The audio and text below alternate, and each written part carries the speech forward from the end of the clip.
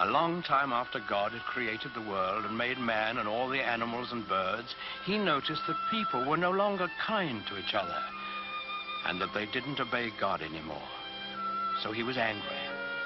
But God did see one man in the world who was kind and good and who obeyed the Lord's word. This man was Noah. So God appeared to Noah and he let him hear his voice. And the Lord said, "Behold, I will cause it to rain upon the earth 40 days and 40 nights. I will bring a flood on the earth to destroy all flesh, and everything that is in the earth shall die."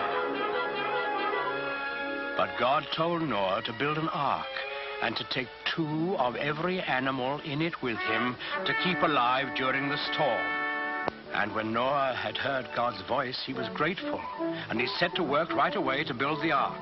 This was a great boat with many, many rooms in it. When Noah finally finished it, he went out into the fields and woods, for he had to talk to all kinds of animals and birds. He talked to the lion and the wild horses.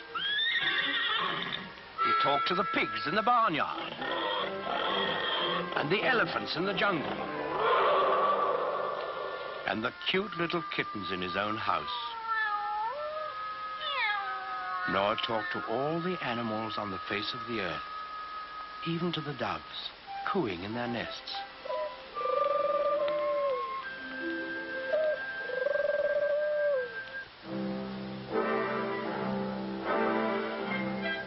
And Noah picked a mother and a father of each kind of animal and bird, and he told them to come to the ark.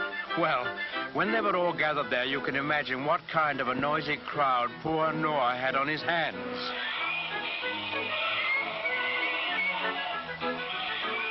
What with lions roaring and pigs squealing and monkeys chattering and hyenas laughing, well, it must have been noisier than a crowd of children on the annual Sunday school excursion. But Noah was wise and gentle, and he understood about animals, so he got them lined up in a long row, 2 by 2, and then he started them up and into the ark through the big door in the side. The bees were the last to go in, because bees have a stinger in their tails, and no animal wanted to get in line behind them.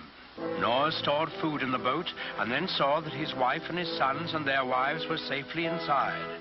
Then he shut the big door behind him, and he bolted it so that no one could get.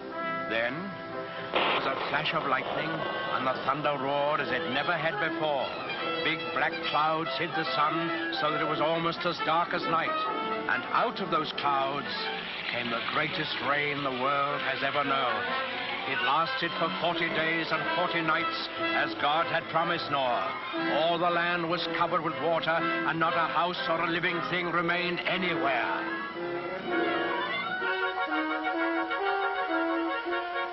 But Noah's ark floated on the surface of the waters, and he and his family and the animals who were in the ark with them were saved. On the 40th day, the rain stopped and the sun came out. The waters that had covered the earth began to flow back into the oceans and the rivers, and the ark came to rest on the peak of a mountain. But Noah wasn't quite sure that there was enough dry land for all his animals to live on. So he took one of the doves and let it fly out of the window. In a little while, it came back, and in its beak, the dove carried the branch of an olive tree.